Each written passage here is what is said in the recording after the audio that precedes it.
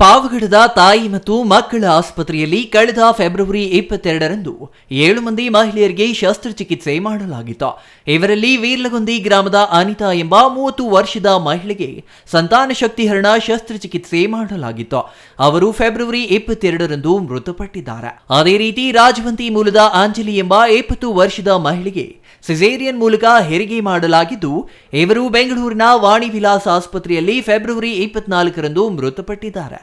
ಮತ್ತೊಬ್ಬ ಮಹಿಳೆ ಪಾವಗಡ ತಾಲೂಕಿನ ಬ್ಯಾಡನೂರು ಗ್ರಾಮದ 40 ವರ್ಷದ ನರಸಮ್ಮ ಎಂಬುವರು ಗರ್ಭಕೋಶದ ಶಸ್ತ್ರಚಿಕಿತ್ಸೆಗಾಗಿ ಪಾವಗಡ ಸರ್ಕಾರಿ ಆಸ್ಪತ್ರೆಗೆ ಫೆಬ್ರವರಿ 22ರಂದು ದಾಖಲಾಗಿದ್ದು, ಅವರಿಗೂ ಫೆಬ್ರವರಿ 22ರಂದೇ ಶಸ್ತ್ರಚಿಕಿತ್ಸೆ ಮಾಡಲಾಗಿತ್ತು.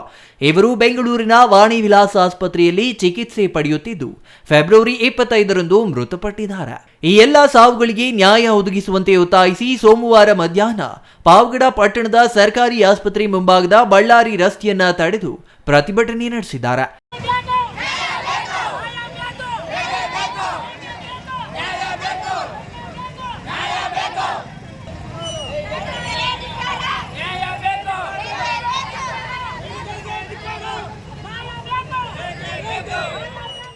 ಈ ಸಂದರ್ಭದಲ್ಲಿ ಮೃತ ಅಂಜಲಿಯವರ ಸಹೋದರಿ ರಾಧಾ ಅವರು ಮಾತನಾಡಿ, ಗುರುವಾರ ಸಂಜೆ ನನ್ನ ಸಹೋದರಿಗೆ ಸಿಸೇರಿಯನ್ ಮೂಲಕ ಹೆರಿಗೆ ಮಾಡಿದ್ದಾರೆ.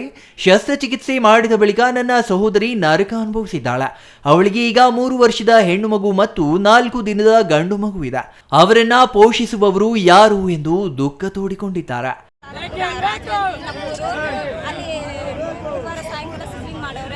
ಅಲ್ಲಿ ಅವರ ಸಿಜರಿಂಗ್ ಮಾಡಿದ ತಕ್ಷಣ ಬೆಡ್ ಮೇಲೆ ಮಲಗಿಸ್ತವ್ರೆ. ಮಲಗಿದ ತಕ್ಷಣ ಅವ್ರ ಇದು ರಿಸಲ್ಟ್ ಹೋಗೋಕ್ಕೆ ಪೈಪ್ ಹಾಕ್ಮೇಲೆ ಅವರು ಓಡಾಡ್ತಾರೆ.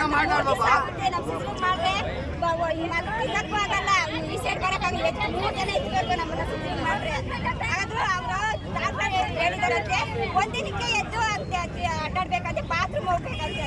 ಬಾತ್ರೂಮ್ ಬರಲ್ಲ, ನಮ್ಗೇನು ಬರಲ್ಲ, ರಿಸರ್ಚ್ ಮಾತ್ರ ಬರುತ್ತೆ. ಏನು 3 ದಿವಸ ಆಗುತ್ತೆ ಊಟ ತಿನ್ನಕ್ಕಾಗಲ್ಲ ನಮಗೆ. ನಾವು ಕ್ಲೀನಿಂಗ್ ಮಾಡಾಗ ಅಷ್ಟರಲ್ಲಿ ಎದ್ದೋಡ್ಬೇಕು ಅನ್ನುತ್ತಂತೆ.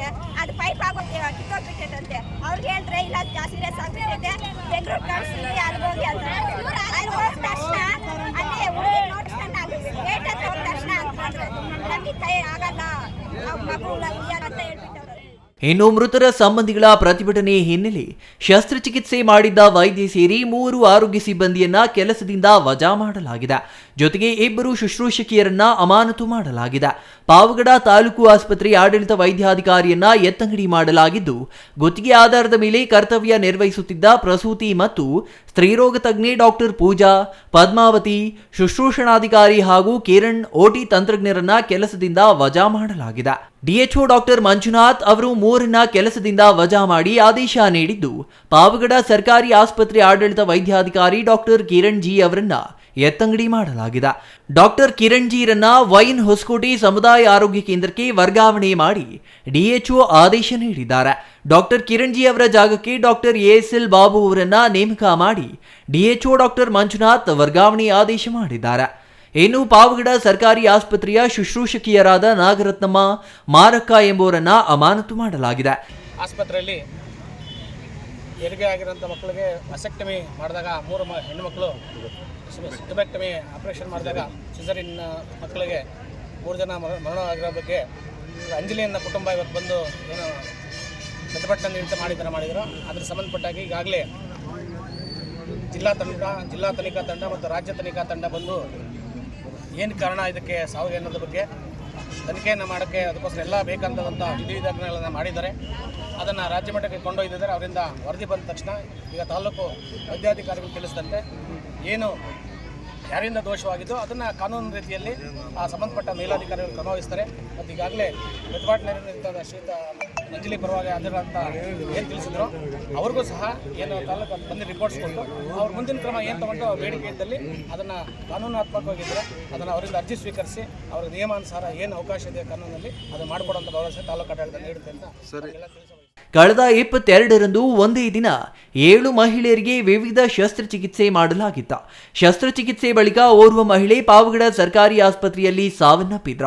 ಇಬ್ಬರ ಸ್ಥಿತಿ ಗಂಭೀರವಾದ ಹಿನ್ನೆಲೆ ಓರ್ವ ಮಹಿಳೆಯನ್ನ ಬೆಂಗಳೂರಿನ ವಿಕ್ಟೋರಿಯಾ ಆಸ್ಪತ್ರೆ ಹಾಗೂ ಇನ್ನೊಬ್ಬ ಮಹಿಳೆಯನ್ನ ವಾಣಿ ವಿಲಾಸ್ ಆಸ್ಪತ್ರೆಗೆ ದಾಖಲಿಸಲಾಗಿತ್ತು. ಚಿಕಿತ್ಸೆ ಫಲಕಾರಿಯಾಗದೆ ಓರ್ವ ಮಹಿಳೆ 23ರಂದು ಮತ್ತೊಬ್ಬ ಮಹಿಳೆ ನಿನ್ನೆ ಬೆಳಗ್ಗೆ ಮೃತಪಟ್ಟಿದ್ರ. ಕಳೆದ 22ರಂದು ಪಾವಗಡ ತಾಲೂಕು ಆಸ್ಪತ್ರೆಯಲ್ಲಿ ಶಸ್ತ್ರಚಿಕಿತ್ಸೆ ನಡೆದಿತ್ತು. ಇದರಿಂದ ಆಕ್ರೋಶಗೊಂಡ ಮೃತರ ಸಂಬಂಧಿಕರು ನಿನ್ನೆ ಪಾವಗಡ ತಾಲೂಕಿನ ಆಸ್ಪತ್ರೆ ಮುಂದೆ ಪ್ರತಿಭಟನೆ ನಡೆಸಿದ್ರು. Kondappa, CTV news, Pavagada.